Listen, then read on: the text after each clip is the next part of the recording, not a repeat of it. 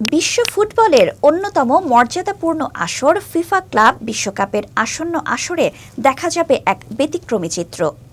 যুক্তরাষ্ট্রে অনুষ্ঠিতব্য এই টুর্নামেন্টে স্টেডিয়ামে প্রবেশে নিষেধাজ্ঞা জারি করা হয়েছে 15,000-এরও বেশি আর্জেন্টাইন ফুটবল সমর্থকের উপর।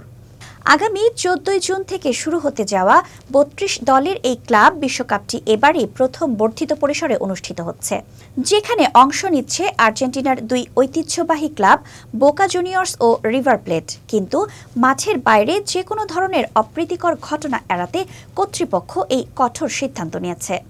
আর্জেন্টিনার নিরাপত্তা মন্ত্রী প্যাট্রিসিয়া বুলরিচ সাংবাদিকদের জানিয়েছেন, নিষিদ্ধ ঘোষিত এই তালিকায় 15,000-এর বেশি ব্যক্তির নাম রয়েছে, যাদের স্টেডিয়ামে প্রবেশের উপর নিষেধাজ্ঞা বহাল রয়েছে।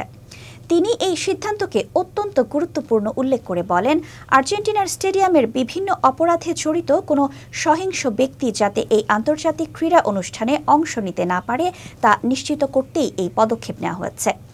বিভিন্ন আন্তর্জাতিক গণমাধ্যম যেমন নিউ ইয়র্ক টাইমস ও রয়টার্সের প্রতিবেদনে বলা হয়েছে, এই নিষেধাজ্ঞা তালিকাটি তৈরি করা হয়েছে ট্রিবিউনা সেগুরা নামক একটি বিশেষ প্রোগ্রামের মাধ্যমে। এই প্রোগ্রামটি আর্জেন্টিনার বিভিন্ন স্টেডিয়ামে নিষিদ্ধ ঘোষিত ব্যক্তিদের শনাক্ত করতে সহায়তা করে।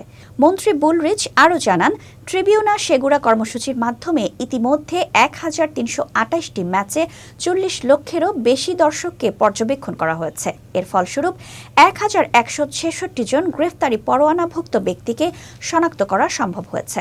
এছাড়াও স্টেডিয়ামে প্রবেশাধিকার সীমিত করার জন্য 40টিরও বেশি প্রশাসনিক আদেশ জারি করা হয়েছে। আসন্ন ক্লাব বিশ্বকাপে বোকা জুনিয়র সি গ্রুপে খেলবে বায়ার্ন মিউনিখ, অকল্যান্ড সিটি ও বেনফিকার মতো শক্তিশালী দলের বিপক্ষে। অন্যদিকে রিভার প্লেট ই গ্রুপে প্রতিদ্বন্দ্বিতা করবে উরাওয়া রেড ডায়মন্ডস, মন্টেরে ও ইন্টার মিলানের সাথে। কর্তৃপক্ষের এই কঠোর পদক্ষেপ মূলত মাঠের বাইরের বিশৃঙ্খলা এড়ানো এবং টুর্নামেন্টের সুষ্ঠু পরিবেশ বজায় রাখার লক্ষ্যেই নেওয়া হয়েছে। এখন দেখার বিষয় এই নিষেধাজ্ঞার কতটা প্রভাব পড়ে গ্যালারির পরিবেশের ওপর এবং মাঠের খেলায় এর কোনো প্রভাব পড়ে কিনা।